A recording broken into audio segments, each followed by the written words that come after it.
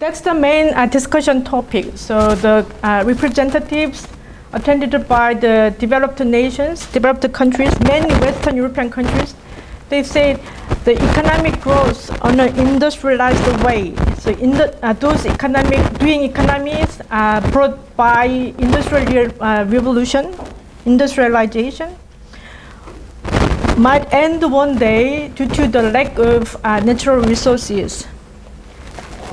So very worrying voice about the environmental problems, but essentially it's a worrying about the economy. They talk about environmental problems, but then the essential problem is more linking to economic growth, economic problem. After the meeting in 1972 in Stockholm, the United Nations on Environment and Program was institutionalized. So the formal organization by which the global discussions can be made talking about environmental problems. So the formal organization upon United Nations was institutionalized, so formally established. So it's a formal platform in it where people can come together and to talk about environmental problems on a global level. So since 1970s conference, every single conference on a global level to talk about environmental problems, it's all organized by UNEP. So the year 1972 is important to remember because from that moment, the institutionalization of environmental problems to be made possible with the establishment of UNEP. And that's the logo of UNEP, and the headquarters is located in Nairobi, Kenya, in Africa, right?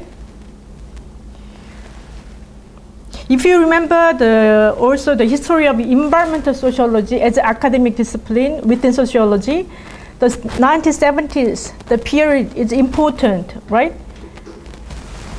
Because with the strong civic movement for talking about environment, the right of natural environment, the right of minority groups in the United States, the scholars, academics were impressed by that kind of civic movement. And then they became interested in researching about how natural environment influence or structure human society to be shaped a certain way. So in line with the same time period, there were discussions among those people in developed nations worrying about the one day impossibility of economic development due to the lack of natural resources. And natural resources that comes totally from nature, right? Whatever you want to make, whatever you manufactured products, the very first starting point comes from nature. So without the support of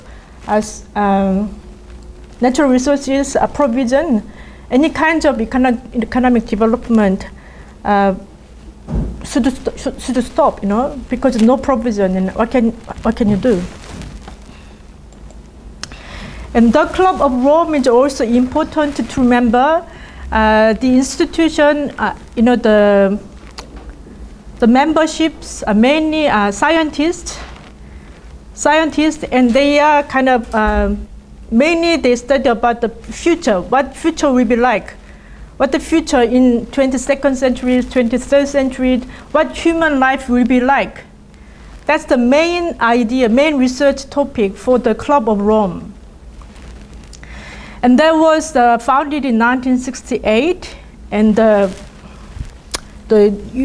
initially was in Rome, because it's the name is the Club of Rome. But then their headquarters was transferred to Switzerland in 2008.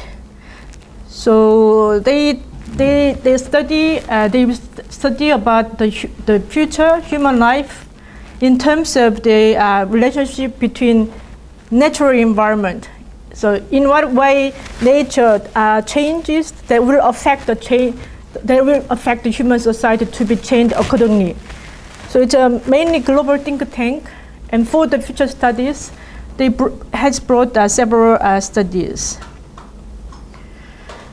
So, Global Rome is a famous research group because they produced this book in 1972. And the title is quite gloomy. The title is a bit worrying. The title is said, The Limit to Growth. The Limit to Growth. It's a quite famous title, and it's probably you have heard it, some maybe once, The Limits to Growth.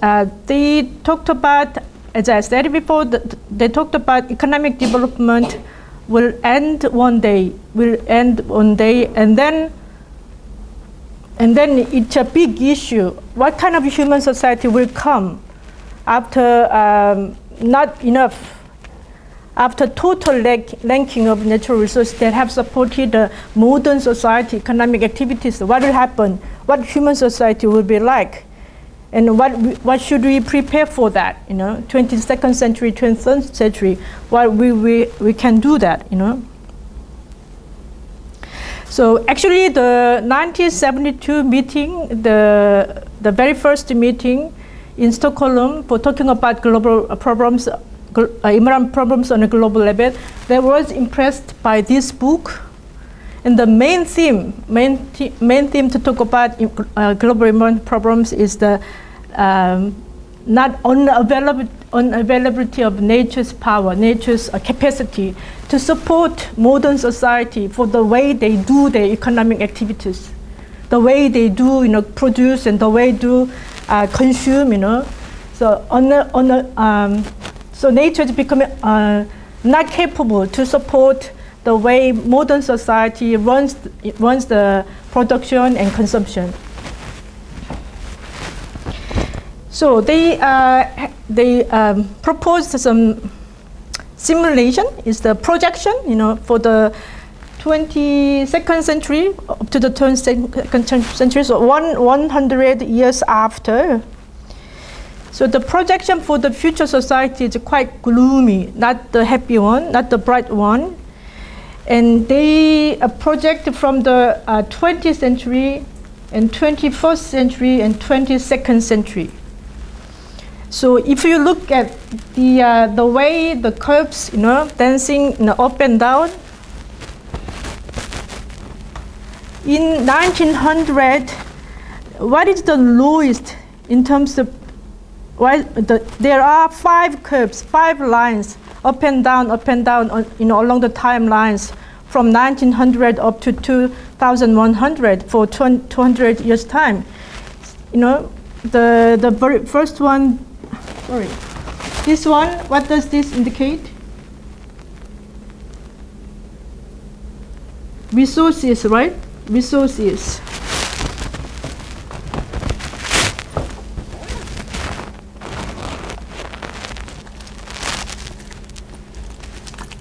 Okay, they consider 5 variables important to predict the shape of human society in the future. The first is the natural resources.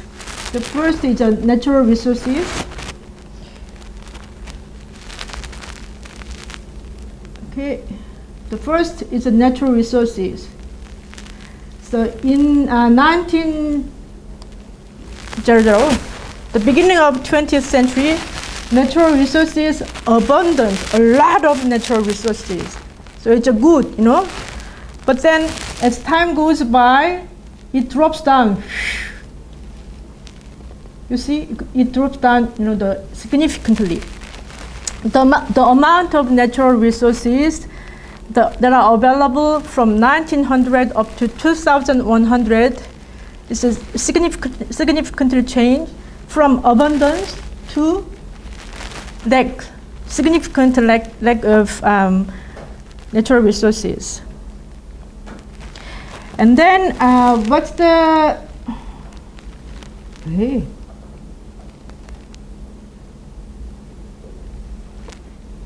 I don't know. And this one, the second one is a light green that indicate food per capita. per capita. Because food also comes from nature, right?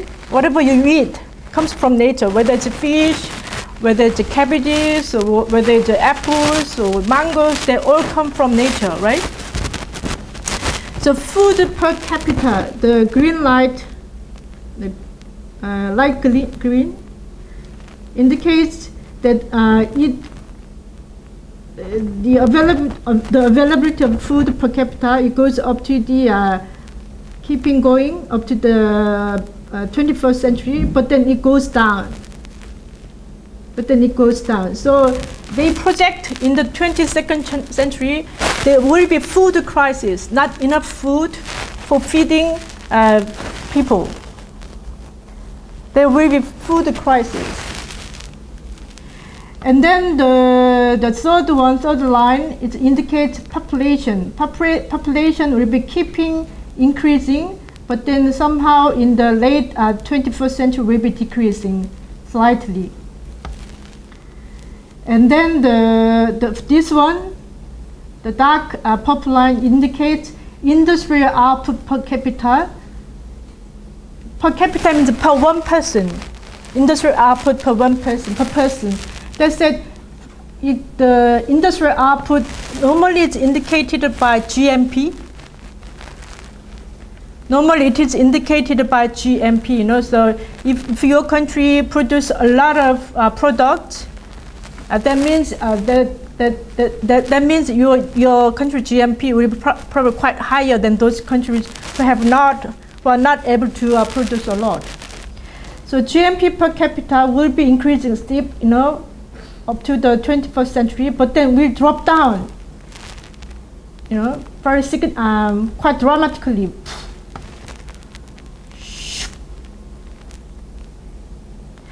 So this is a very good, so the way they do project the future society is a quite gloomy scenario. So then up to the beginning 22nd century, in terms of the industrial output per capita will be equal to the one that we saw in the beginning of 1900. So that's the meaning, the limit to growth. The limit to growth. If they project the growth can be keeping possible, it should be go that way, like, you know. But then they said in the 22nd century, the industrial output there will be parallel to the one we saw in the beginning of 20th century. So basically, the industrial output, the wealth and the growth that we have observed for about 200 or 300 or 400 years, depending upon a country, how long they have experienced industrialization. So if you consider industrial revolution, that's the beginning of industrialization. And if you say that began like 18th century, so that will end industrialization, that will end 22nd century. That's the main conclusion of the Club of Rome for the future society.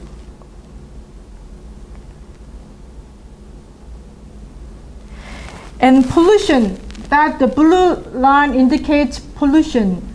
They say pollution will be increased up to the 21st century. The pollution level will be quite stabilized, but then it will be quite high and then drop down. So they consider to project human society, the 5 variables are important. First is natural resources, how abundant, how enough, the availability of natural resources. And then second is food per capita, because that's the basic need of human beings. You have to eat to survive, right? And then population size is also important, because every country's land size is just it's limited. You can expand it just a little bit by land filling the seawater. But then every country has a limited land on which people can live. So population size is also important to talk about future. and industrial output and pollution. So that's the quite gloomy conclusion for industrialization will end one day, 22nd century.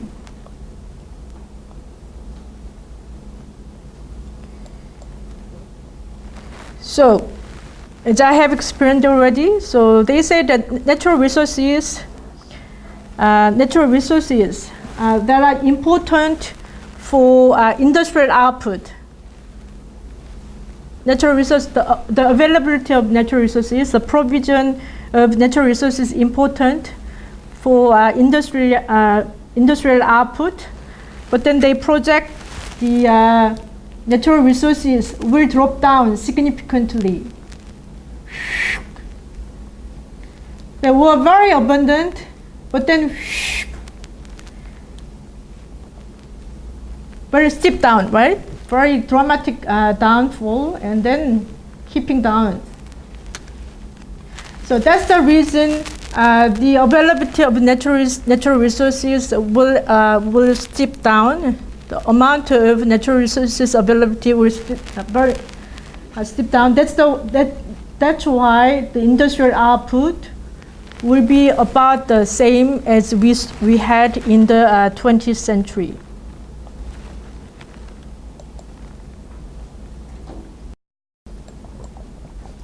So in the 1980s, this lady is named Gro Harlem Brundtland. And Brundtland, the family name is very famous in global environmental affairs. The book,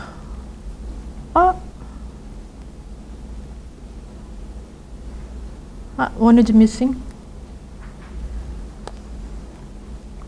Anyway, this lady chaired the World Commission on Environment and Development. Is abbreviated as WCED, and that's under the UNEP. It's a working group to talk about environmental problems on a global level. It's a working group, and then the group was led by this chairwoman. And for I heard that some behind the story why this woman came to lead the World Commission on Environmental Development, because this group was made to provide some solution measures, the conflict between economic growth and the preservation of natural resources. So nobody wants to lead this group. But then this person was selected because she was a prime minister for Norway for many years in the 80s, and also she was environmental minister for Norway for several years.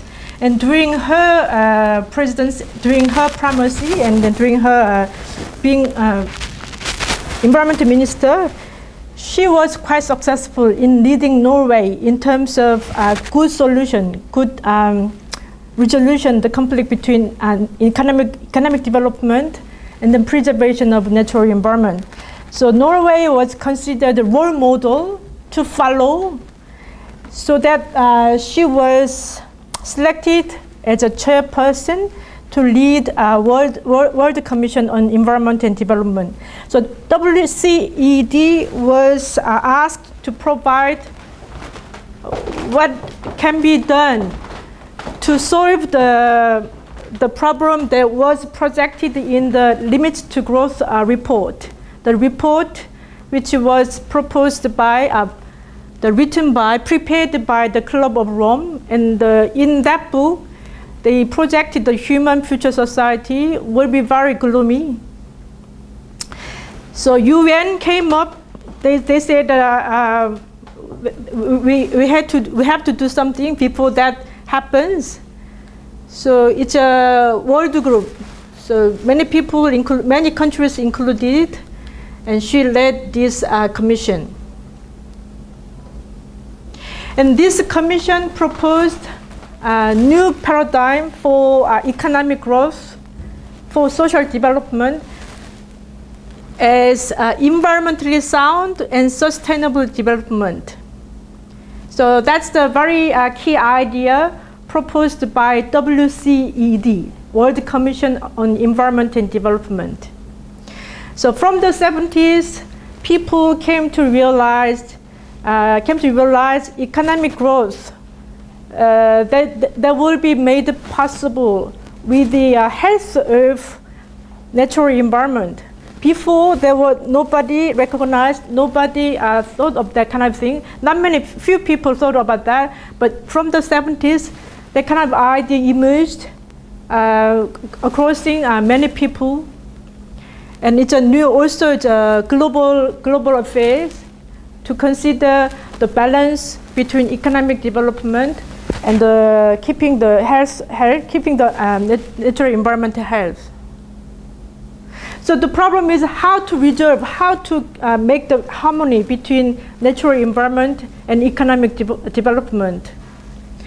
That was the key mission that was charged upon on World Commission on Environment and Development. So the commission chaired by Brundtland, Gro Harlem Brundtland, proposed the new idea for social development in a way to resolve the conflict between economic growth and then the preservation of natural environment in a way that environment is sound and sustainable development.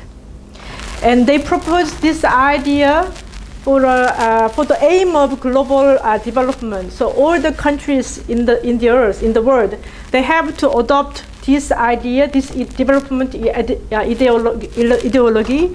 Whatever they want to do further for economic development, they have to consider all the time. They have to take it in mind, the health of their natural environment.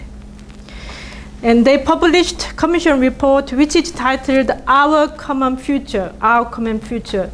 So in 1987,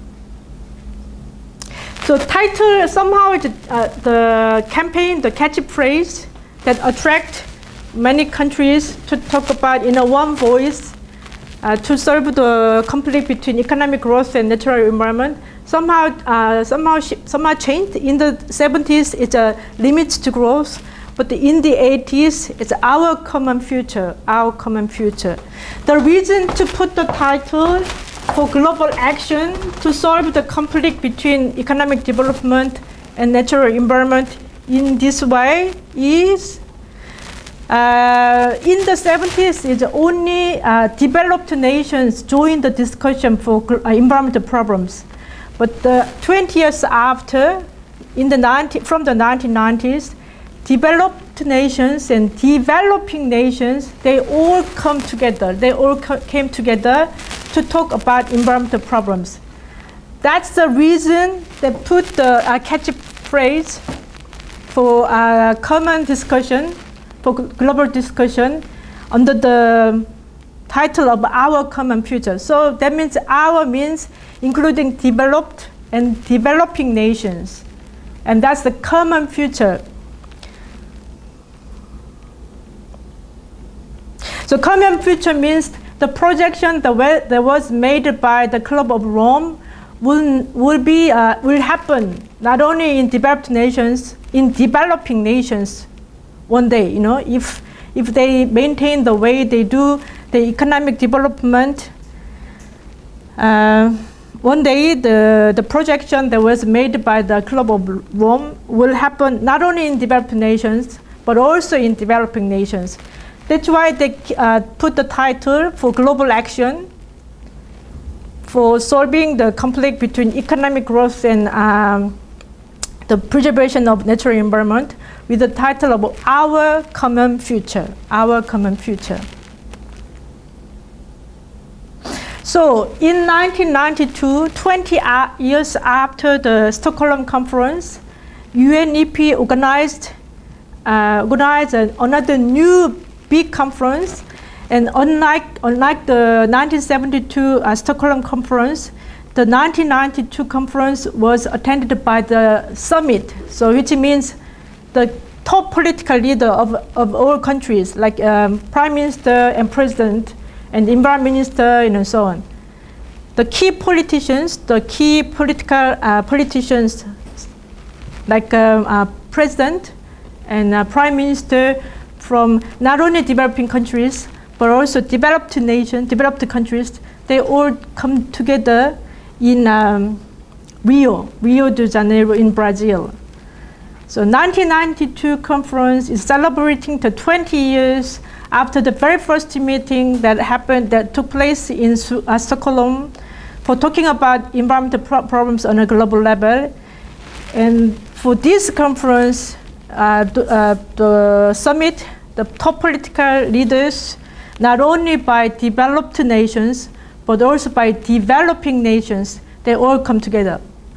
So Korea also attended this conference. Many countries, I consider about 130 countries, the political leaders, they attended this meeting. So the mission to resolve the conflict between economic growth and the preservation of natural environment it becomes global mission. It's not a local mission. It's not several countries' mission. It's a global mission. It's a global mission. So environmental problems were talked on a global level from the 1990s, including developed nations and developing nations.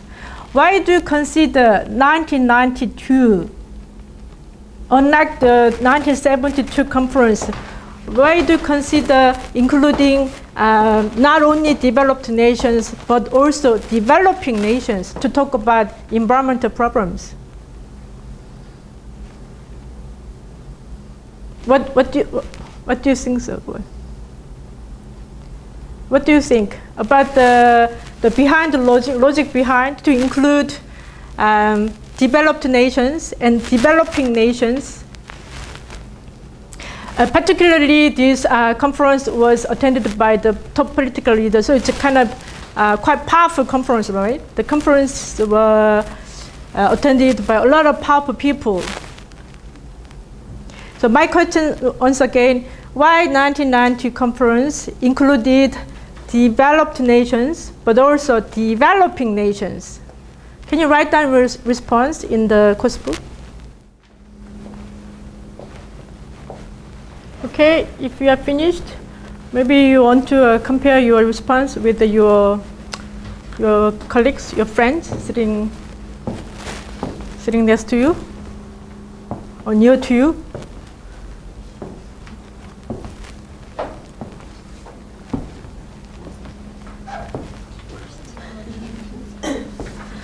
GC, maybe you want to compare with you.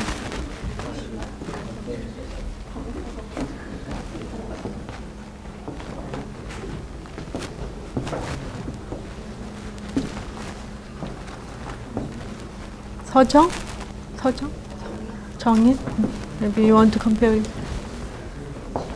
Damaris, maybe you want to compare response with the 현아.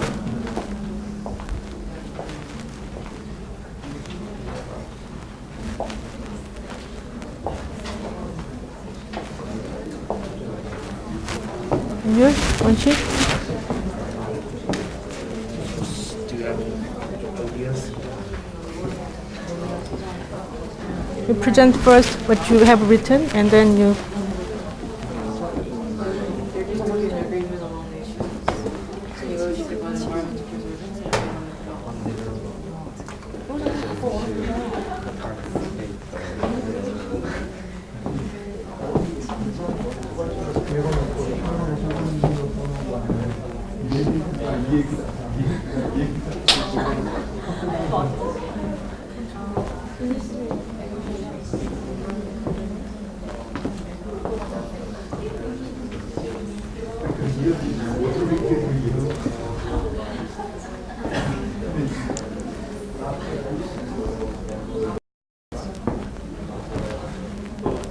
You can tell her what you have written and then. Already. Okay.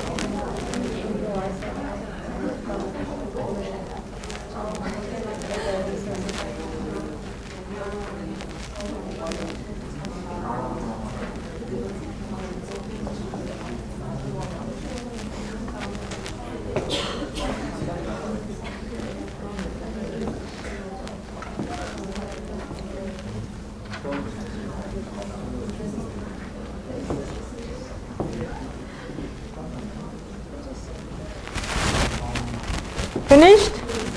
Finished? Okay, so I invite you, 3 teams to present what they have discussed. Coming to the front. I'll invite the 3 teams to present what they have discussed about why the 1992 conference included not only developed nations but also developing nations to talk about environmental problems. Okay, 선영? Can I just share? No, I invite you to the front.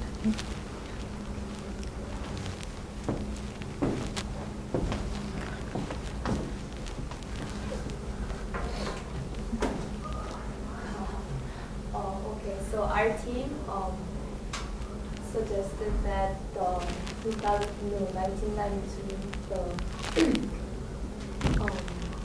conference invited both developed nations and developing nations because environmental problems pose impact not only on developed nations but also developing nations as well. Like for example, when there's global climate change, it influences both developed and developing nations.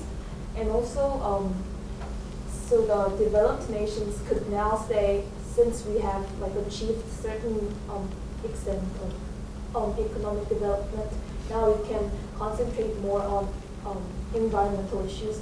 But when the developing countries do not agree on that and just say, oh, but we haven't had our chance on economic development, we're just going to go with economic development, then that impact can pose a global threat to both developed and developing nations. So we thought that both cooperation of both developed and developing nations would be needed for the global environmental issues. Okay, thank you. We're clapping for them. Okay.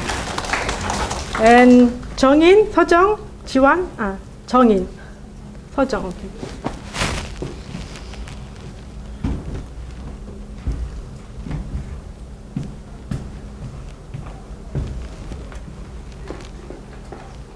Our first opinion shared was somewhat similar to the prior presentation. So, as the globalizations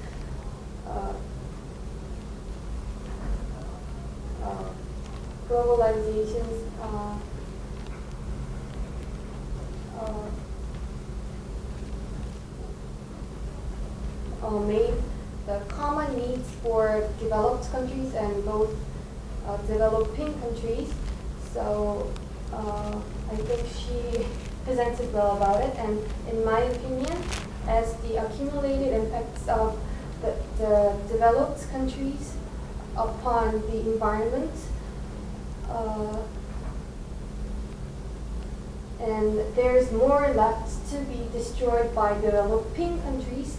So I think they perceive that the actions of developing countries will make more impacts on future action, environmental actions. Okay, thank you. And then the last team, I invite DCU. 지식, either DCU or GC. Would you come to the front?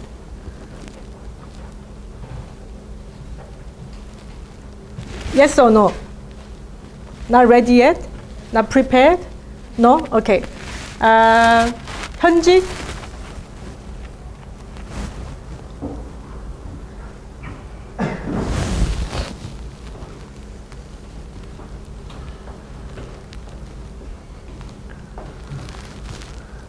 I think a cooperation between developed and developing nations is very important because their economic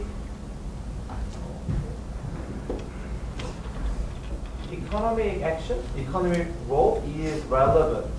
For example, many industries cause contamination, and industries have destructive influence on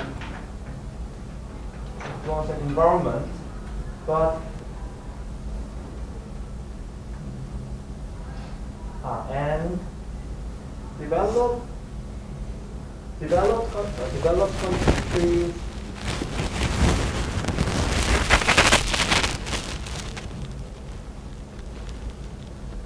countries and developing countries both have to use the product made by these countries. And developed countries is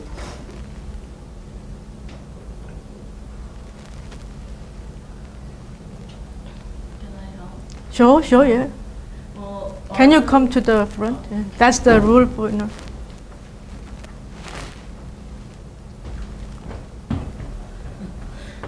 Well, we talked about that it is important for developed and developing nations to participate together because there needs to be a negotiation between the nations about environmental preservation and also economic development.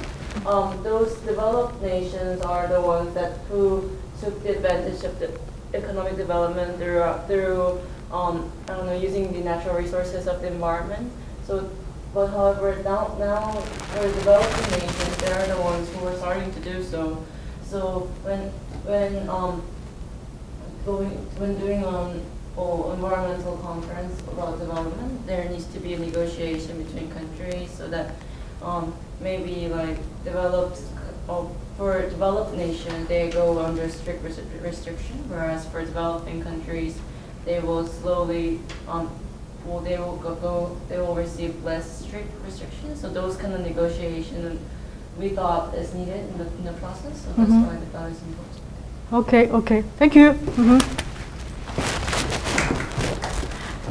Very good responses, very good answers. I learned a lot.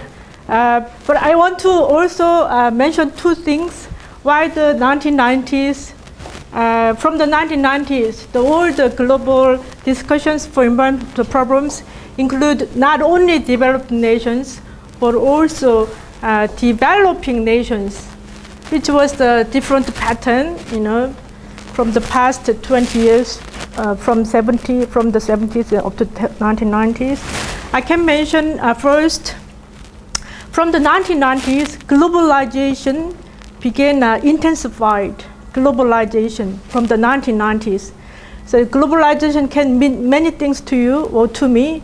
It's the free movement. It's a movement, significant movement of goods and services, and also people and waste.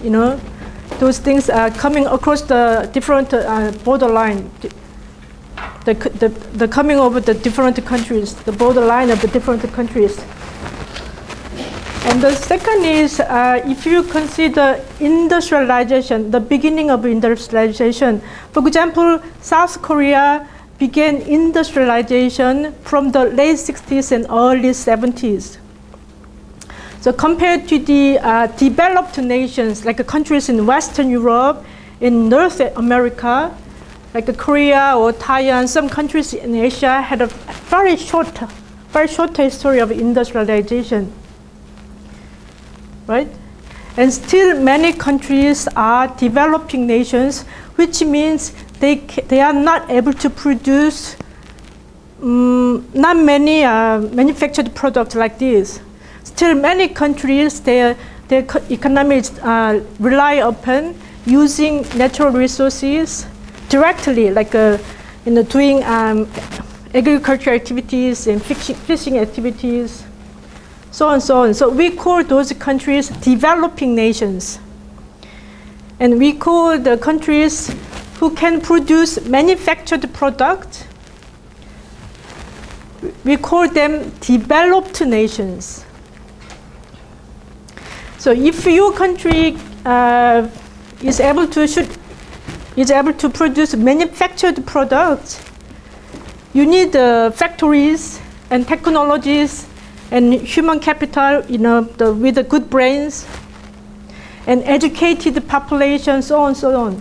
That kind of things are all things to support a country to transform industrialized countries from agricultural-based country. right? So I already mentioned that if you compare the GMP, the product, the industrial output, if you compare developing nations and developed nations is much, much higher. And we call them rich countries. Because the manufactured products, if those products come to the market as a commodity, the price is much higher than those products coming from the primary industry, like agriculture products, fishery products, or dairy products, compared to the manufactured product like refrigerators, microwaves, air conditioners. If those products go to the market and consumers buy with their money, the price is much higher for the secondary manufactured product. Okay, so what I'm coming back to the question, why the 1990s conference included developed and developing nations. The first is from the 70s, there are some countries who used to be developing nations. For example, South Korea, or Hong Kong, or Taiwan, or Singapore. They were all like many other countries in Asia or in Latin America and Africa. They also used to be developing nations, which means they could not produce the manufactured product. But then from the 70s, they transformed the economy to the manufactured-based economy. And that means for the global environment, that means there's another competitors to use natural resources that the earth support. Before, up to the 1970s, only small part of the world, like Western Europe and North America, only small part of the countries, they were able to produce manufactured product, which means there are very, if you consider like 140 countries in the world, the membership of UN, there are only very few countries their economy based upon secondary industry. So which means there are very few countries who use natural resources of global environment. But from the 70s, some countries, entered industrialization phase. That means somehow the competition level to use natural resources of the global environment, the competition becoming tougher. And then from the 90s, another countries like Brazil or Indonesia, those who have large population, they also began to transform the economy into industrialized, secondary based. And that means another competitions will be made to use natural resources of global environment, right? And also, now, these countries, they were not able to find enough natural resources, so they somehow moved to developing nations. So developing nations, generally they have a lot of larger natural resources, but then they are lack of technology and then the human capital, not enough of educated population. So some countries in developed nations, they are hunting natural resources in developing nations. So somehow things becoming complicated to use natural environment of the. That's the definition made by World Commission on Environment and Development, the commission led by Brundtland. They defined development in an imaginative way. So they somehow changed the way we consider economic growth, economic development. Maybe some people consider economic development only about accumulating wealth, but then they somehow shifted, changed definition for economic development in this way, very humble way. So they define the development, economic development, is for meeting the needs of the present generation. So every person, every human being has needs, right? Basic needs. You have to wear, you have to eat, you have to live in somewhere. You know, that's the three basic needs. But then you also want to enjoy some by doing your leisure activities and so on and so on. But whatever you do, the key ideas for sustainable development is you should not force your future generation to give up their needs. Which means if you use up all the natural resources, like trees, or if you pollute all the airs and waters, what nature generation, what can they do?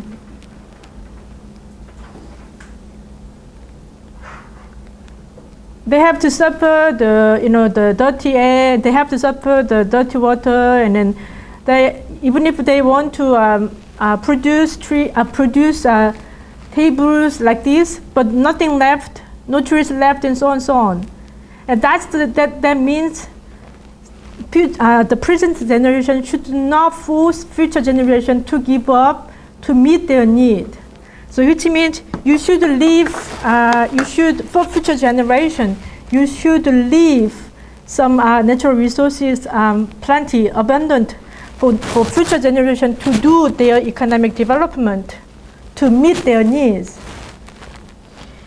So that all the ideas all are affected by this scenario.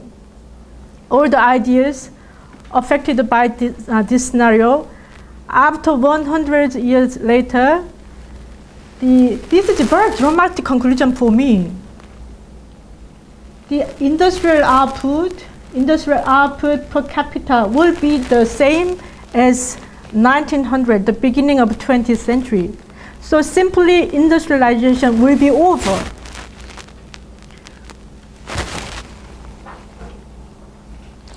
So it's a very very dramatic conclusion. And all the reports produced later on, they all consider the dramatic drop down for natural resources and accordingly the industrial output. So maybe we can read this definition all together because it's important. 1, 2, 3.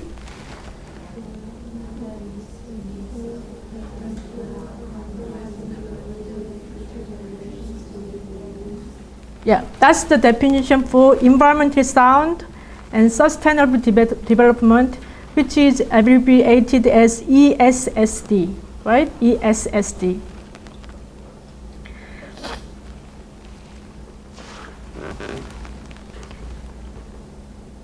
So they define economic development in a very humble way to meet the needs of human beings. But then you should consider inter-equality, and they also, inequality problem is very important to think about economic development. And they put the two dimensions for equality. One is intra-equality. Intra-equality is for present time, the inequality between developing nations and developed nations. That indicates intra-equality. So for now, there's an inequality between developing nations and developed nations.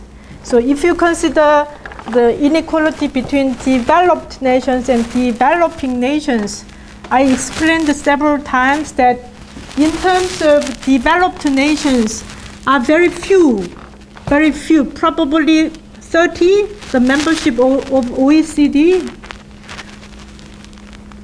If you consider total number of the UN, total membership of UN, 130, 140, those developed nations are very few. But then in terms of industrial output, in terms of wealth, they include a lot of the global wealth. in terms of the membership of developing nations, they are majority of the globe, of the world. But in terms of the wealth, they are poor. They do not have that much. Why?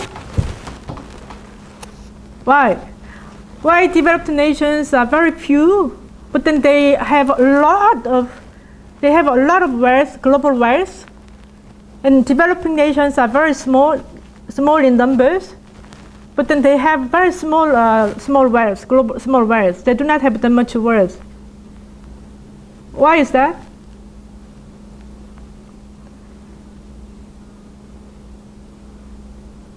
Okay, can you respond, to my question in the textbook? Because inter-equality is a very important concept for sustainable development. So that means that equality between developing nations and developed nations. So as I said, in terms of membership, the numbers, developed nations are very few. But then they have a lot of global wealth. And in terms of numbers, developing nations, majority of the countries in the world, but then they lack of any significant wealth. But why is that?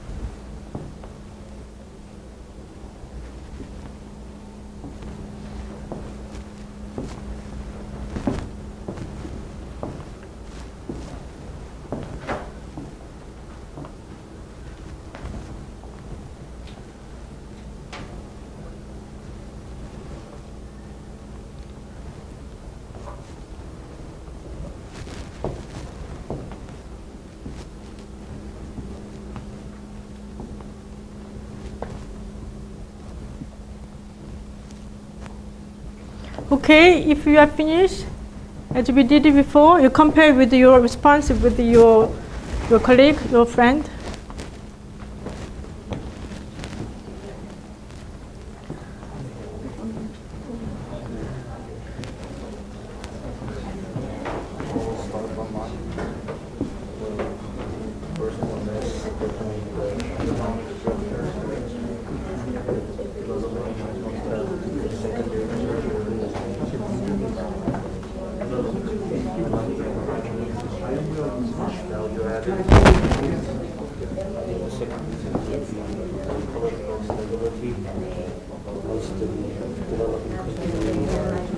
Stable political situation, civil war, so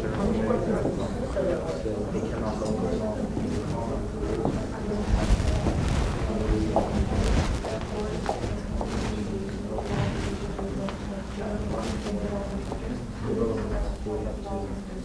Borrow money, which is used for capital by using their own developed nations can gain profits from developing nations.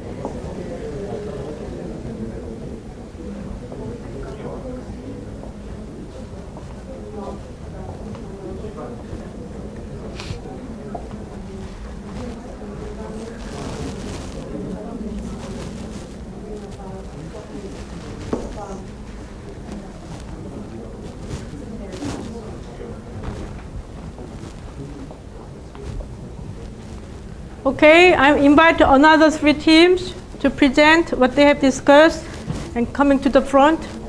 Okay, Damaris.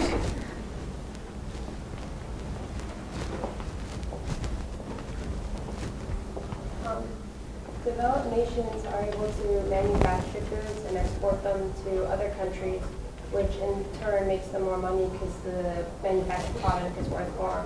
Whereas developing nations only use primary resources, so like primary natural resources, and since they don't export them, it's not worth as much. And that's why developed nations are more rich. I guess. And why developed nations are few in numbers? Because there's very few nations that have the ability and the technology to manufacture goods and make them more technologically advanced. Okay. Thank you. 순서.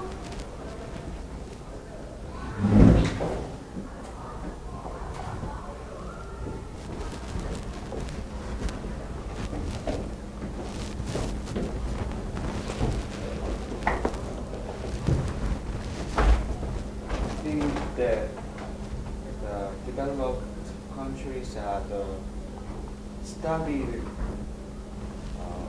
much value added industries first, so that they can earn so much money than other developing countries. For example. For example, industrial revolution started in Europe. In England. Yeah. That's the example of what I say. Okay. Okay. Thank you. And 지우.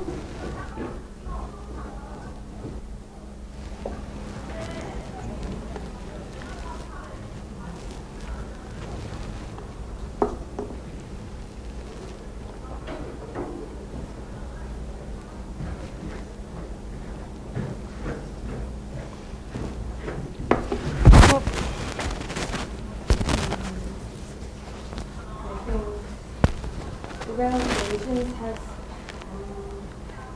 more chances to monopoly on natural resources or human resources in the early stages of development. So they exploited natural resources in their own territory and beyond their own territory, such as like colonies. So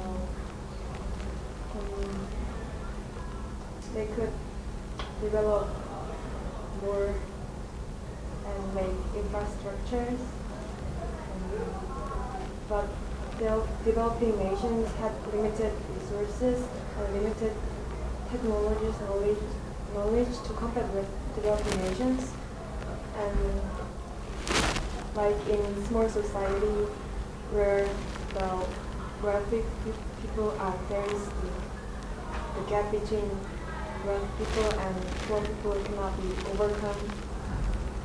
The starting point is different, so there is a small number of developed countries monopolying the global wealth. Okay, thank you. So, shall we have a break? Okay, we'll think about why developed nations are few in numbers, but then they own a lot, a lot of wealth. So, as I mentioned several times, the manufactured goods in terms of commodity, the commodity is to own that you pay your money. So in general, the rule for the price is the manufactured goods, and now it's a high technologically embedded products like smartphones or laptops. And they are very expensive, but still people want to have them. People want to own them. So in terms of commodity, for being paid by money to own them is different between primary-based products and secondary-based. And now it's a high technology based product, very expensive. So basically, developing nations, the populations are not much educated, so that not much people can be working on research and development. That's very important for developing new technology and so on. And also developed nations, many developed nations, they have the same experiences being colonized by developed nations. So the many historical, economical, social, and those all mixed together in a complicated way to structure the inequality between developing and developed nations in terms of power, exercising powers, and in terms of wealth ownership, so on. So the sustainable development, they consider inequality is to be fixed, it's to be solved. And they also consider interequality. Interequality is between current generation, present generation, and then future generation. The present generation and future generation. So now it's all talking about sustainability, sustainability. As I said, due to the dramatic conclusion made by the Club of Rome, so 22nd century, just 100 years after, all the wealth the human beings have enjoyed due to the industrialization, due to all the fancy ways of doing the economy that came with the Industrial Revolution, will be finished. So then what will happen? What do future generation who will come after 22nd century, 23rd century, 24th century? They probably, some human beings, future generation, they will come. But then what do they do with the very small amount of natural resources left? What they can do? So it all relates to the issue of sustainability. Sustainability in economic development, sustainability for future generation to meet their needs, sustainability in doing economic activities, sustainability in the provision of natural resources. So it's now people are all talking about sustainability. So to avoid the dramatic conclusion for humanity, for human history, now people consider sustainability issue, particularly in natural resources. That's why it's a global action needed between developing and developed nations. Developed nations also need developing nations, and developing nations also developed nations. So it's a mutual understanding to go further, sustainability of humanity. Rather than just finish one day, too soon, why? Just 100 years after, it's too soon. So people think about the future and long future, and then the key factor is the natural resources, the availability of natural resources. So now many countries are considered to transform tertiary-based economy, like a tourism or service or game or like a fun, that do not use natural resources. So to avoid the destruction of natural resources, now countries think about the transforming economy that do not use natural resources for making money, for making wealth.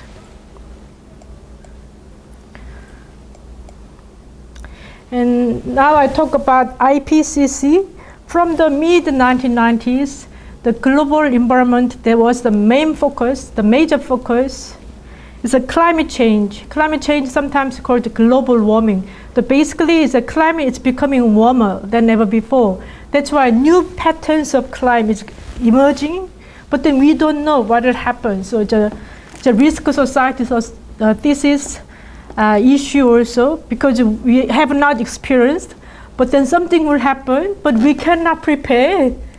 So it's full of risk, the perceptions coming up, emerging. And then also the climate change is considered made by the human activities. So for global actions to handle climate change, the CO2, among many greenhouse gases, CO2 was targeted to be reduced. And in 1997, there was a conference in Kyoto, and there's the action plan, which is called the Kyoto Protocol.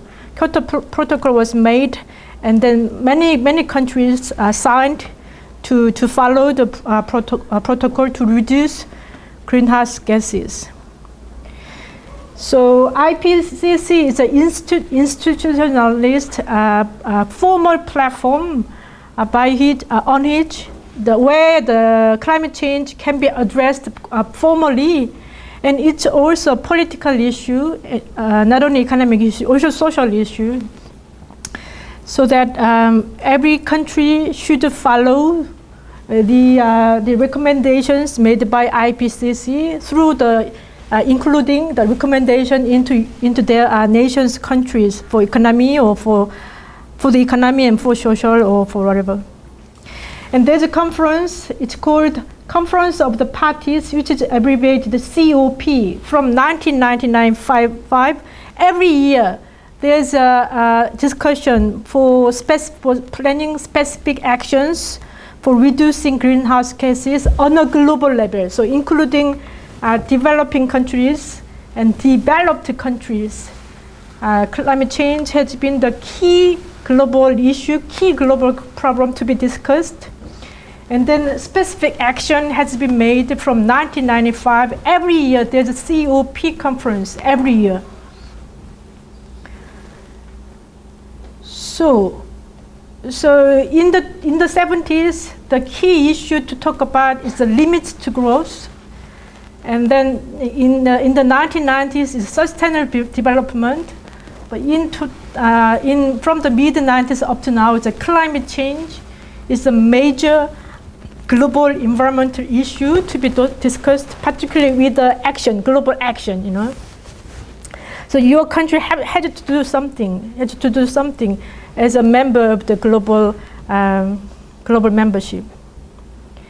So now I explain about climate change and greenhouse gases. These are the greenhouse gases that are produced naturally through natural mechanism.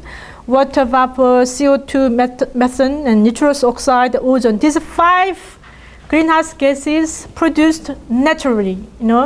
Even if you do not do anything at all, these things are produced naturally. So hunting-gathering society and agricultural society, pastoral society, they also had these 5 types greenhouse gases. But the problem is with the industrialization beginning, the problem is the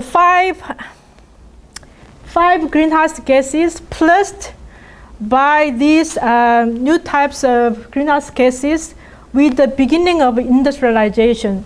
So the greenhouse gases, the amount of greenhouse gases were increased a lot compared to the hunting gathering, all the societies, the humanity experienced from hunting gathering up to agricultural society.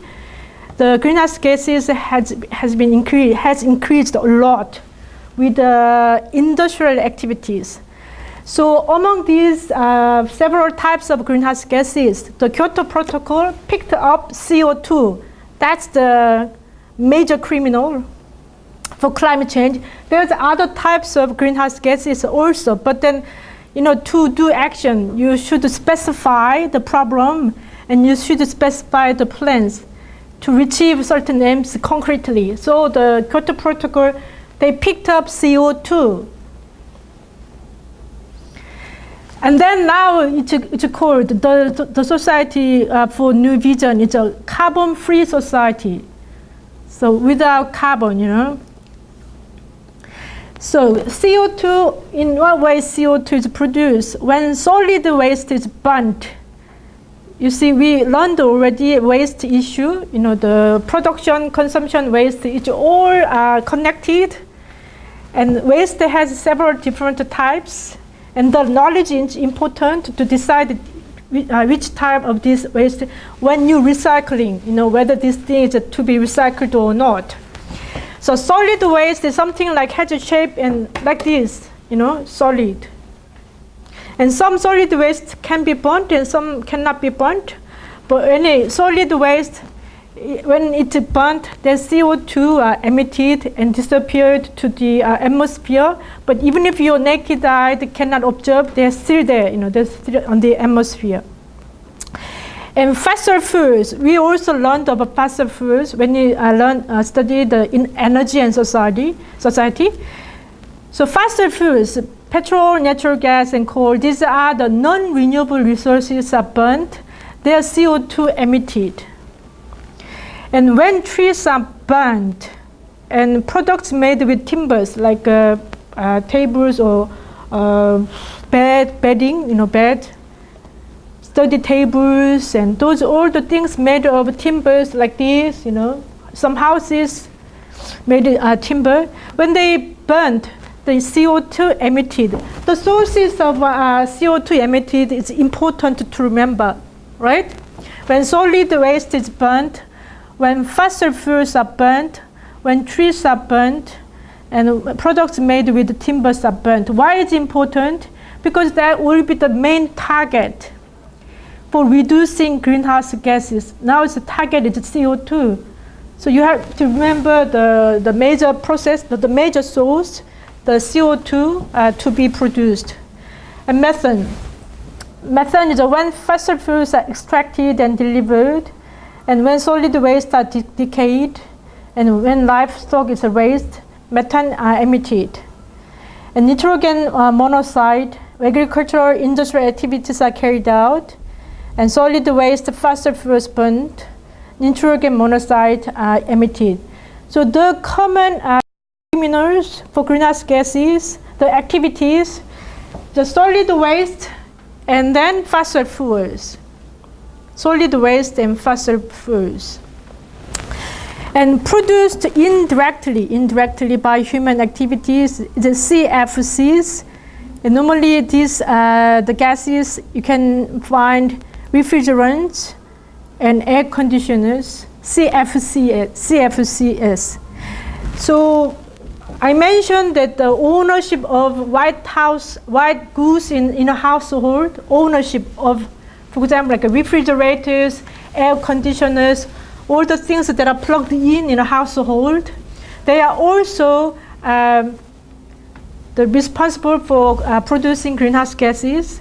Particularly refrigerators and air conditioner are responsible for producing CFCs. And PFCs and HFCs is the friend of the fluorocarbon. So, chloro and hydro and peplo, it's all the friends of carbon,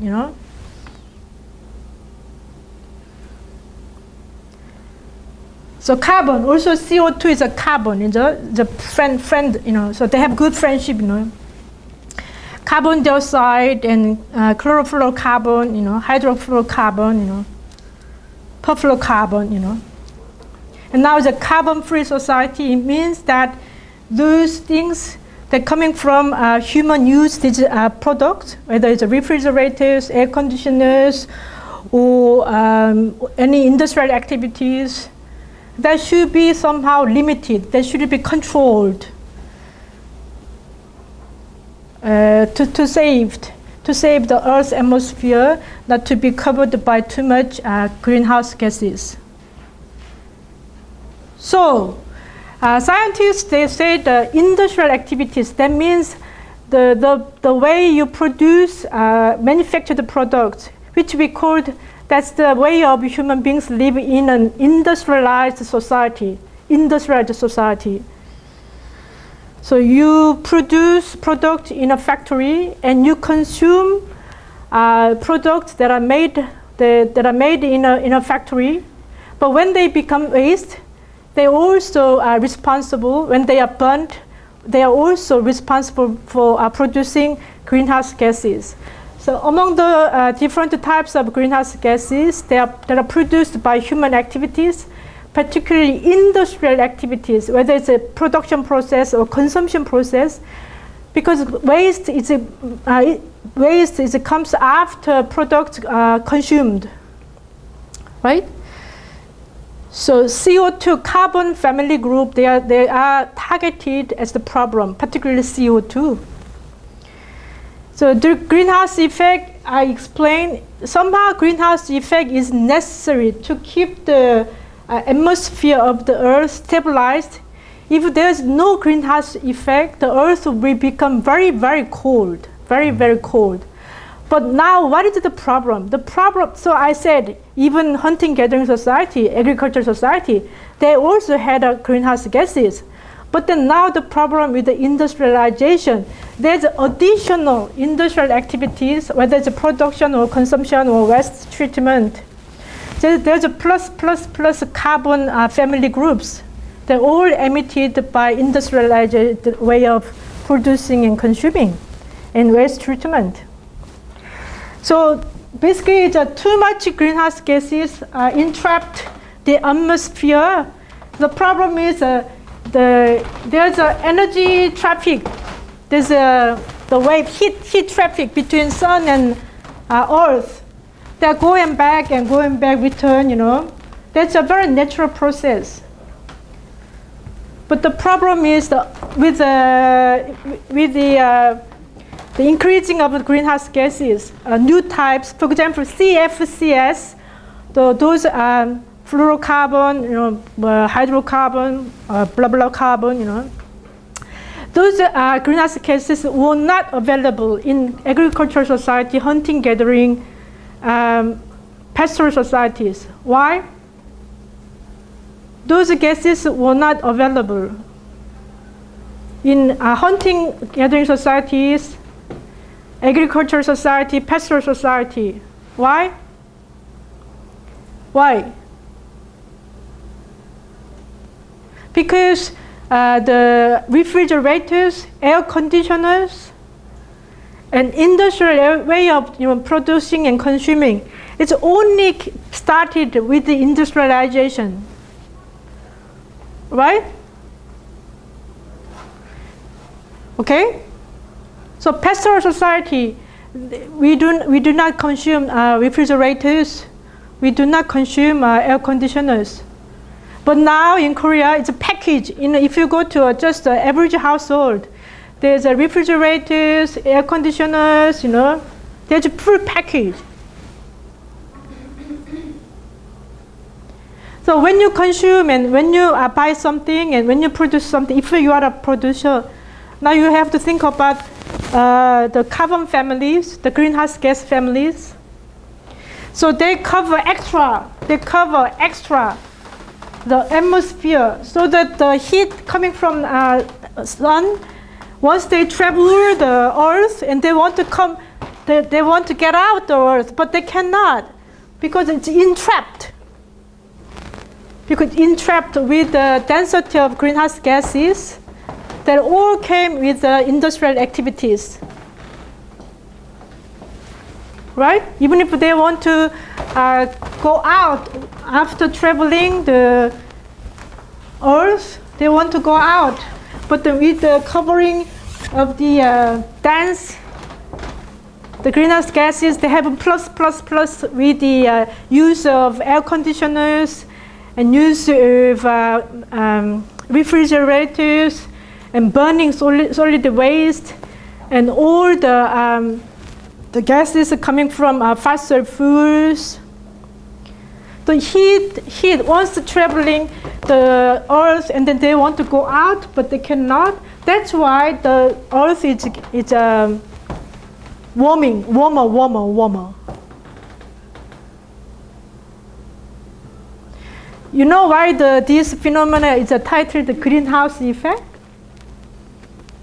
The scientists termed this phenomena as a greenhouse effect Why do they term this way?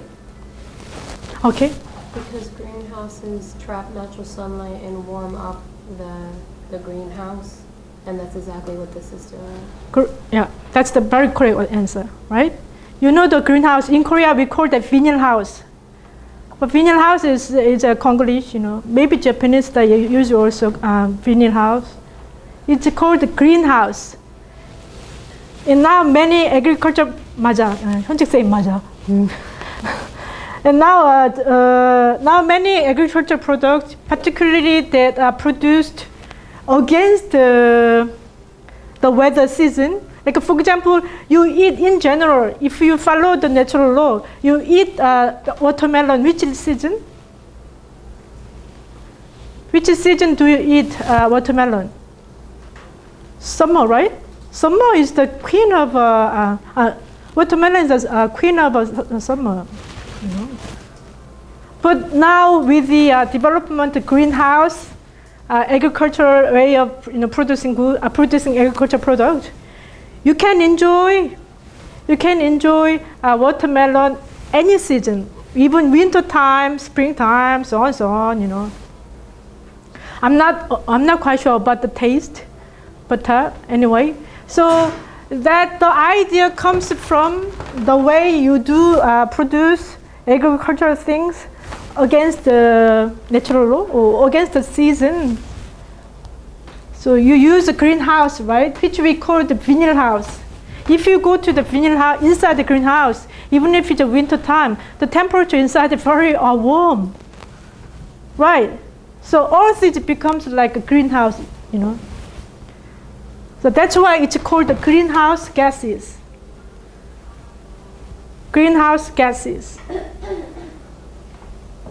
So you can also consider why the climate change issue has been picked up as a global environmental problem that asks for global actions that including developed and developing nations.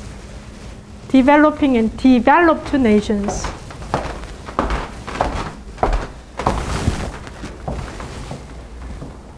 So as I said, it's a new risk. It's a new risk.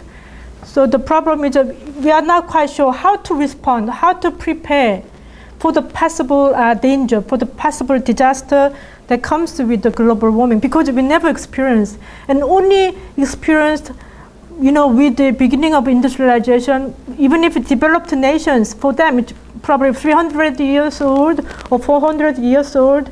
If you consider the beginning of industrial revolution, and that industrialization spread many parts of the countries, but still few.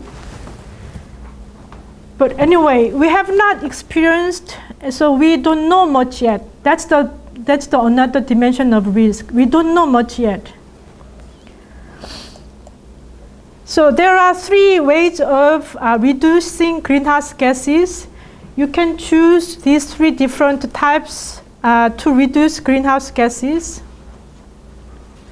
One is a CDM. It's called the Clean Development Mechanism.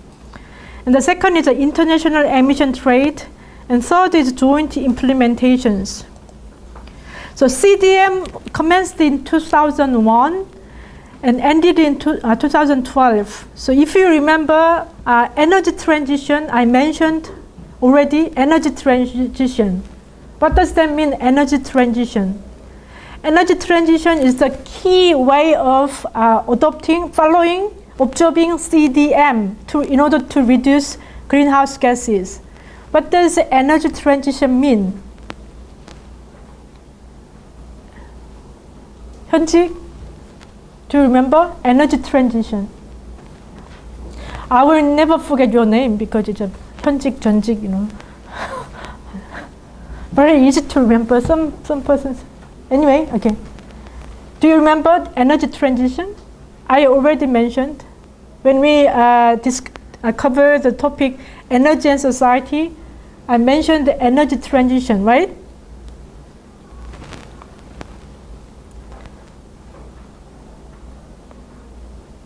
Xiong, do you remember energy transition? No? Anybody remembers energy transition, which I mentioned already when you talk about energy and society? I already mentioned. Transition from using non-renewable energy to Sorry? non-renewable energy to renewable. Yes, that's correct, yeah. So energy transition indicates you now no more, you give up using fossil fuels. Fossil fuels means non-renewable. And then you get on using renewable. So that means energy transition. Energy transition. But why is it a clean development? Why energy transition means clean development? So you give up using fossil fuels, and then you take on using renewable energy. But why is that considered a clean development?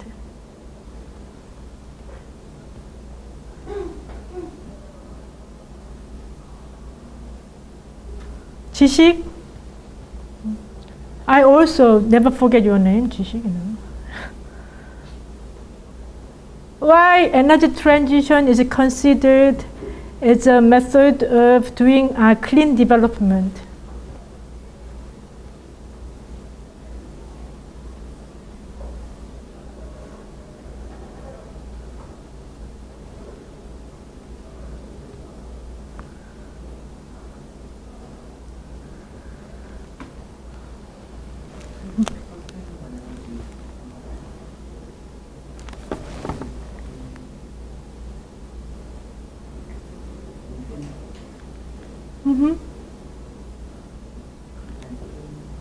Why is it clean? Why renewable energy? Why is it clean?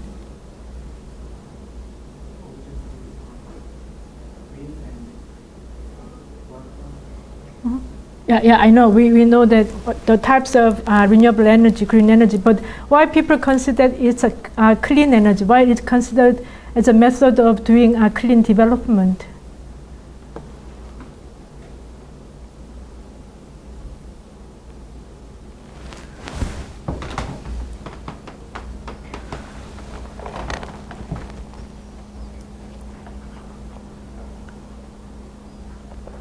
Because it does not produce greenhouse gases, right? Renewable energies, they are free from producing greenhouse gases. That's why that's why it's considered as a clean development mechanism, right? It does not produce greenhouse gases. Am I right? Yes, I am.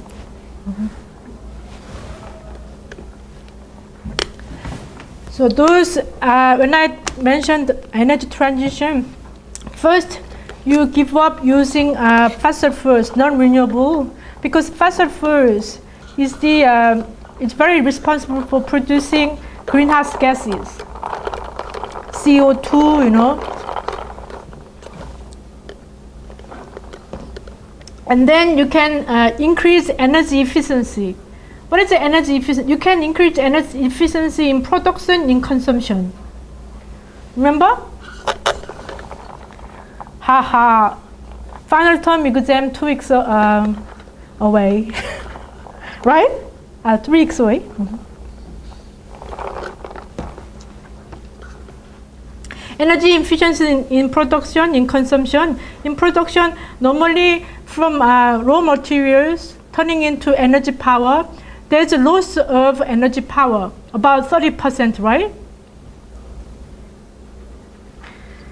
And energy efficiency in consumption, that means you choose products with a higher energy efficiency in consumption. You can see the green eco label.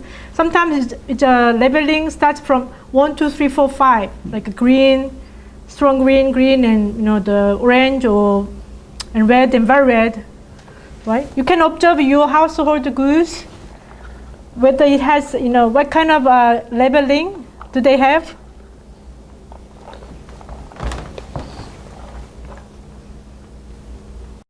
And switching fuels, so to fill up your cars and so on, you switch from non-renewable to renewable. But now the problem is it takes longer years to get those things popular across the population. But it's a long-term mission. But then to tackle the the climate change issue, it's the action recommended by the Kyoto Protocol, and many countries trying to follow the Kyoto Protocol. Those countries which have signed the protocol, it's a responsibility. Somehow, for some countries, it's a strong responsibility. They should. They somehow must to. But some countries, they are not much responsible. And there's another way, it's international emissions trade. For example, we looked at in what ways greenhouse gases are produced.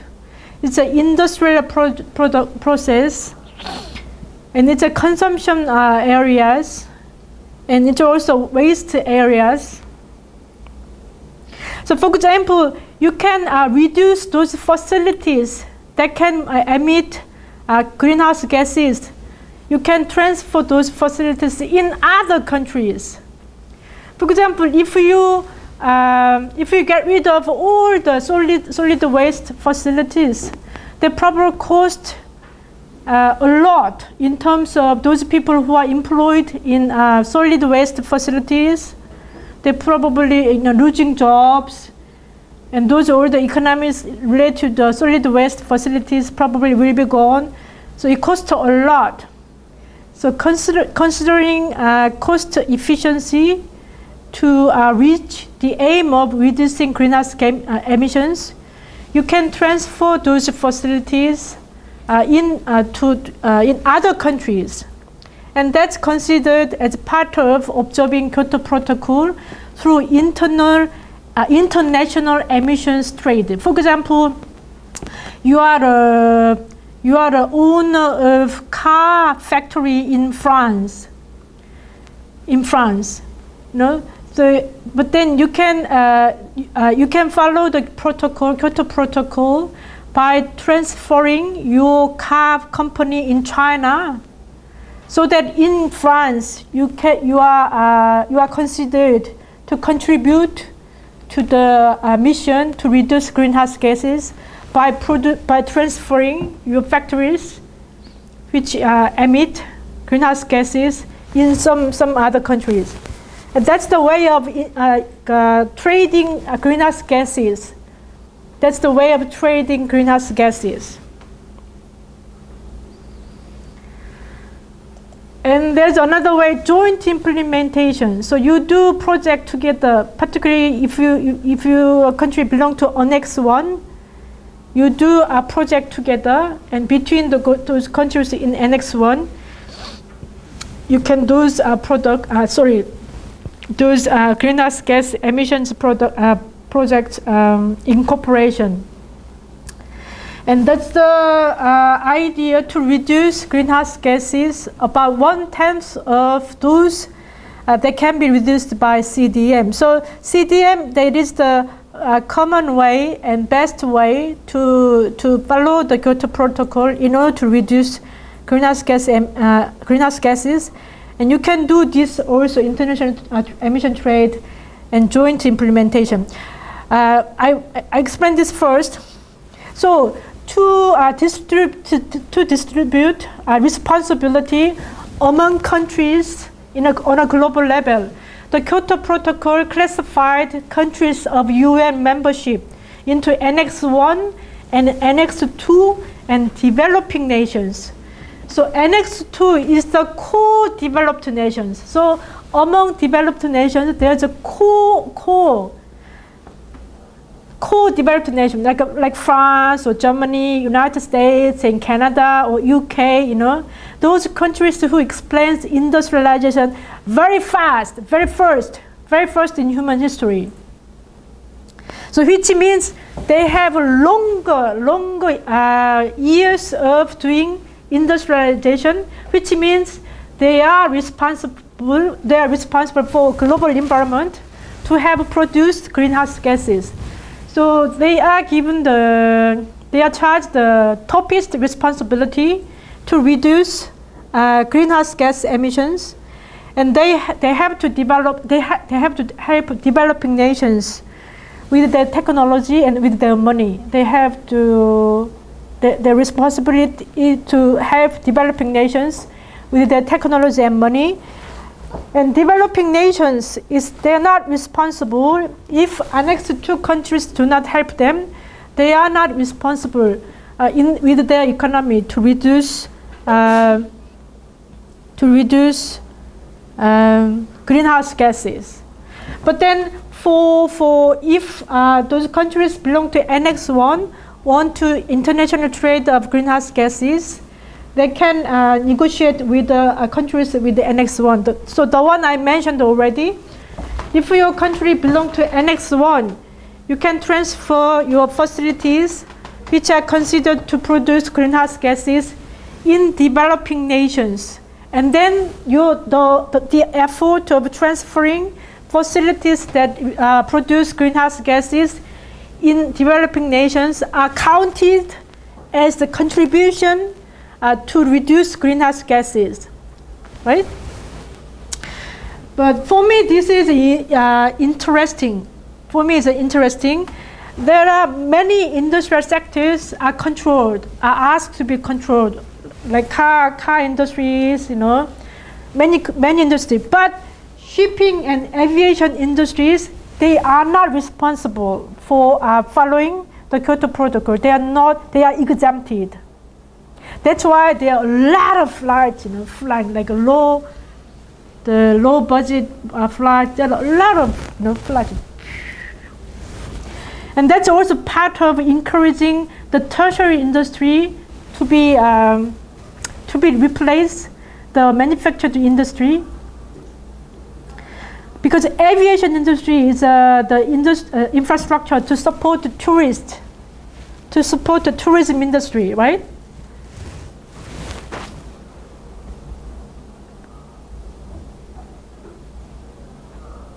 So those countries who are classified in Annex 1, which are 40 countries, and EU, those countries belong to EU and Japan, New Zealand, USA, and Russia. They are responsible to reduce greenhouse gases. And when compared to the 1990s, 5.2% of greenhouses targeted to reduce until 2012. I'm not quite sure, 2012 already passed, and whether that aim has been achieved or not.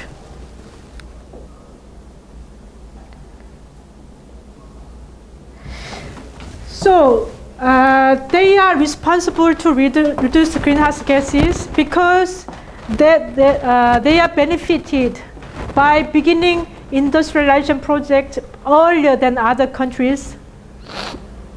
The way they accumulated wealth, but then they also, at the same time, the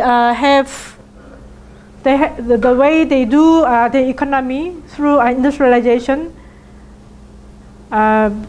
produce greenhouse gases, and that cause climate change. That's why they control their activities, the industrial activities, to reduce greenhouse gases.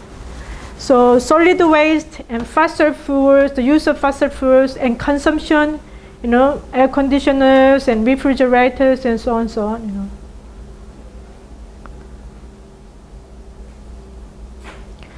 So people living in industrialized society, we are so accustomed to the way of living in an industrial society. If, for example, if we are forced to live without air conditioner summertime, probably it's a very big hardship. No? Or if we are asked to live without passenger car, it will be a big challenge to switch our way of living, to organize our everyday life.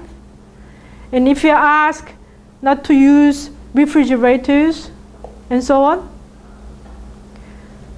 So some people consider you can enjoy all the benefits, of industrialization with technological improvement. For example, you can create refrigerators that do not emit greenhouse gases. Bingo. You can enjoy driving your car with the fuels that do not emit carbons. Some people argue for that way, but we'll see what happens. But for now, to reduce greenhouse gas emissions, there's different responsibilities for the countries in the global world. Annex 1, Annex 2, and developing nations, basically they are not responsible because the way they do the economy has not much produced greenhouse gas emissions. Because the scientists has told us that those greenhouse gases are all related to the industrialization process. Industrialization of way of production and consumption. So developing nations, if you go to developing nations, if you go to their household, there's much more households who do not have air conditioners and refrigerators and no cars, right?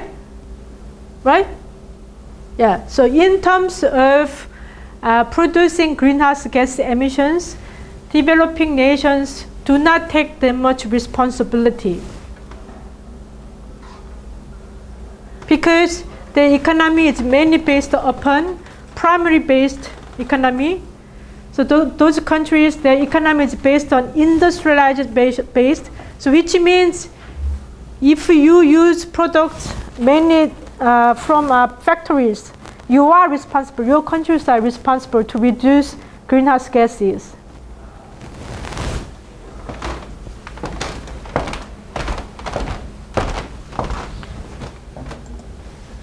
And now I talk about discourses of global environmental politics. If you talk about discourse analysis is a quite popular way of analyzing language performance, language use in styles, in context. So you analyze language in contents, in styles. And Michel Foucault is the very first person to take up on those ideas, and he analyzed the language of power, exercising power. So he analyzed the birth of modern society in Europe, in France or in Western Europe, and he believed the modern society in Western Europe came with exercising power upon the people who are marginalized, like mentally ill, and also the criminal. In a way, those the minorities, the people living in the marginal, they in a way to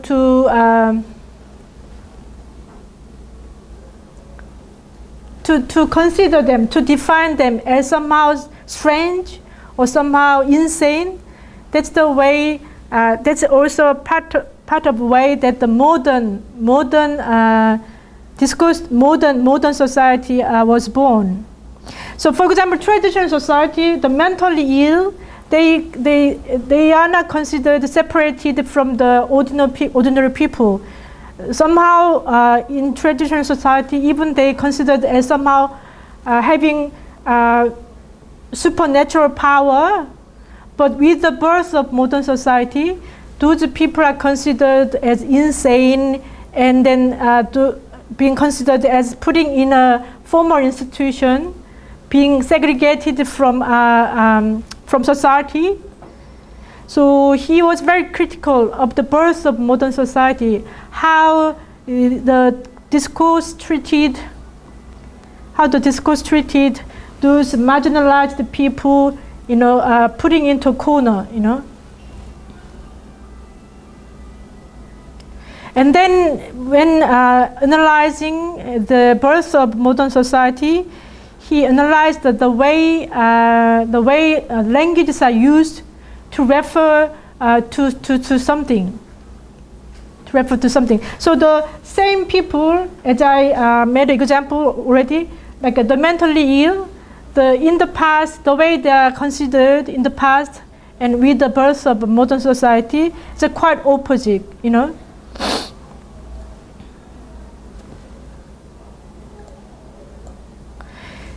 So discourse analysis is utilized for many different areas in social sciences. And there's one scholar, John Ryzek. He wrote a book analyzing all the talks and discourses that involve global environmental politics.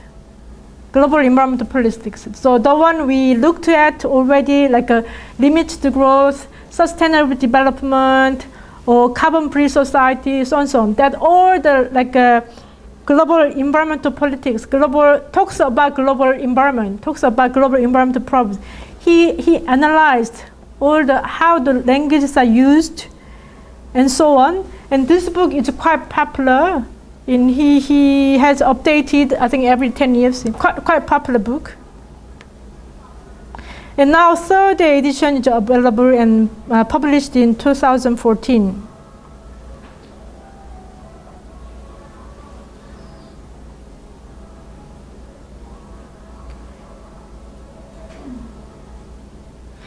So what he analyzed the environmental policy discourse. So what is the problem, and in what way you can solve the problems, what is the measures that should be taken to do the actions, and so on and so on. He analyzed the language of environmental policy for covering a global world. And what action should be made? What action should be made to solve the problems that are identified, and so on.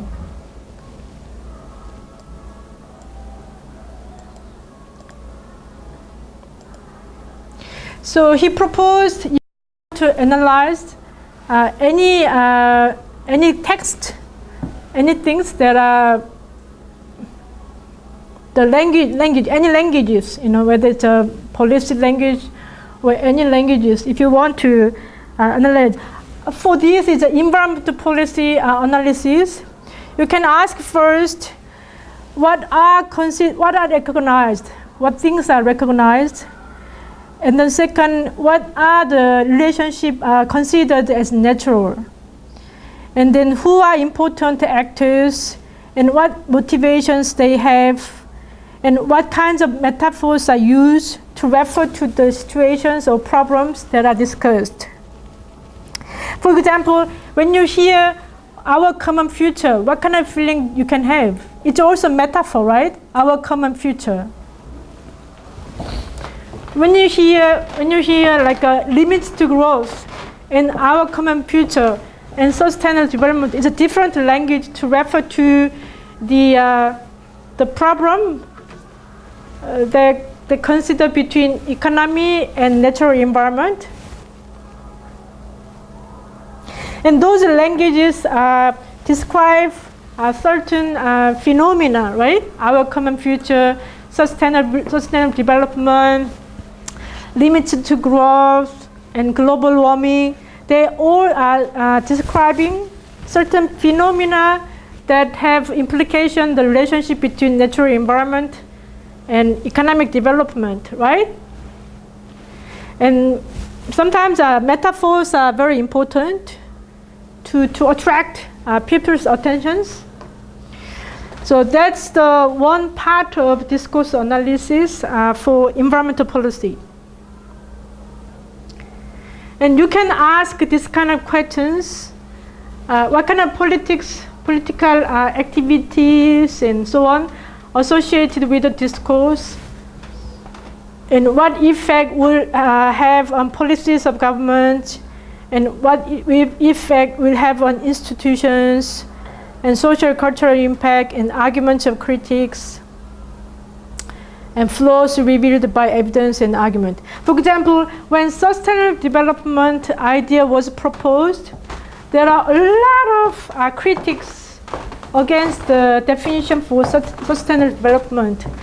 Some people who want to finish the industrialized way of economic activities, they say the sustainable development idea is somehow the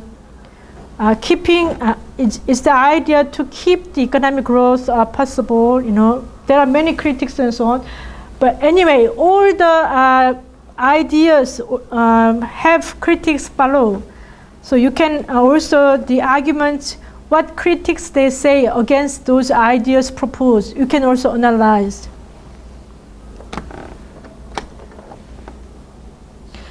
So there are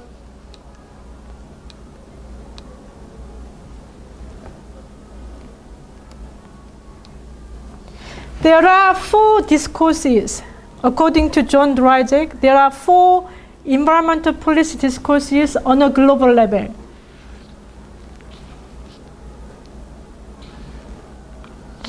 So he put the global environmental policy discourses into four categories, and the two references to divide the policy discourses into different boxes.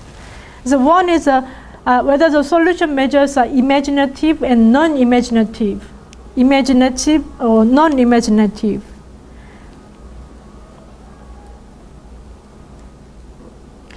And when the policy discourses ask for actions to be needed, whether those actions are reformist or radical. What's the between reform and radical? What are the big difference between reformist and radical? Radical is kind of a dramatic change, like overturn, like a revolution. That's a quite radical way of thinking, right? But reform is somehow you accept the current situation, but then you want to redesign the current situation. So reform and revolution are quite different, right?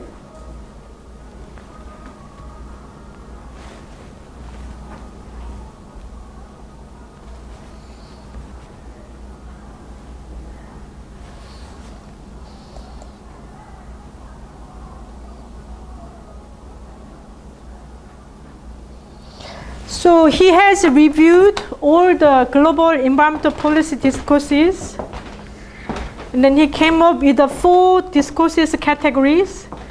And one is if there are environmental problems, what kind of measures can be adopted? So those measures, whether imaginative or non-imaginative. And if the policy discourses ask for action, you have to do certain things in your actions. Whether those actions ask for reform or revolution, reform or radical, reform or overturn, So overturn is a big change, big radical change, and reform is a change, but then compared to revolution, there's still you can have the current structure, but there's some redistribution of redesigning of our current situation.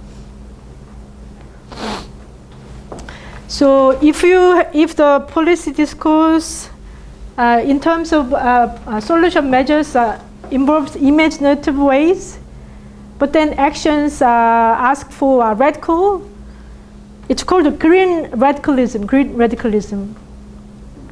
So green radicalists, they consider the modern contemporary way of, which is based upon industrialization's way of production consumption, should be overturned, should end. Because they consider all the environmental problems we now suffer, we have, it comes with the industrialization. That's why the major problem that should be terminated. The industrialization project, they should finish. So we have to go back to the agricultural society. What do you think? Or some more visionary way of, or some more new way of living?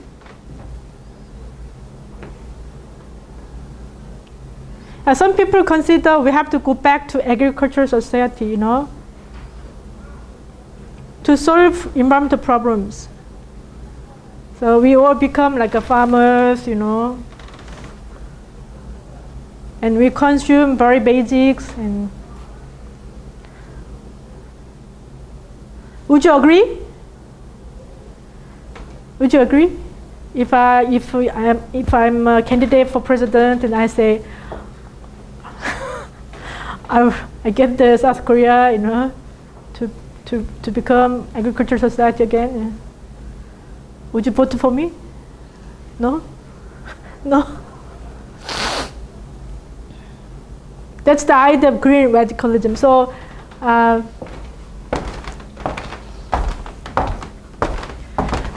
but if you accept the way of industrialization way, but then you solve the problem, improving technology, as I mentioned, you can enjoy all sorts of products, cars and air conditioners, everything that all came with industrialization.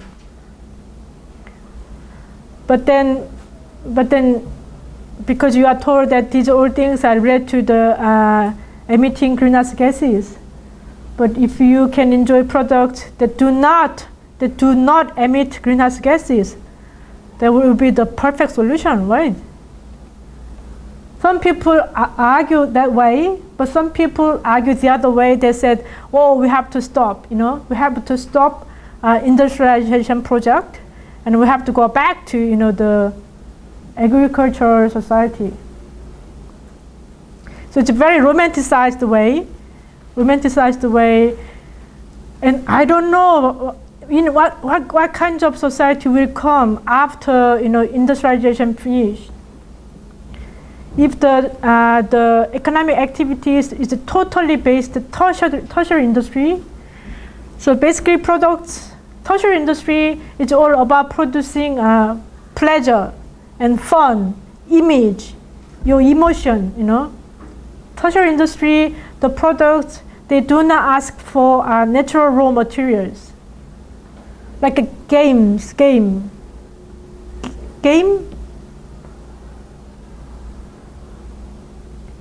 or like movies or music or tourism.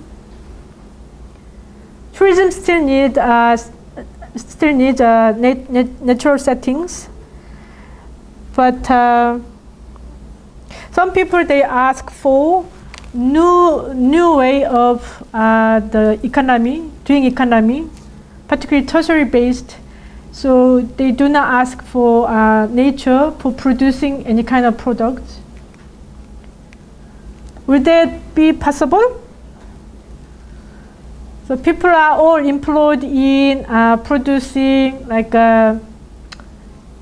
music or movie or writing, and So that's the four major discourses for environmental policy, according to John Dryzek. So environmental problem solving compared to the green radicalism is a very conservative way of solving environmental problems. So you accept the current status, all accept it, you accept, industrialization, it's okay, current political structure, it's okay, but then a little bit of change through public policy.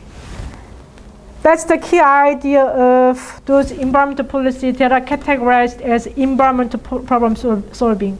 So you do not challenge the political economic structure of contemporary. You accept that as they are. But then you want to fixing environmental problems through public policy. So it doesn't ask for any big change, maybe very minor change, And there's another environmental policy discourse that is categorized as sustainability.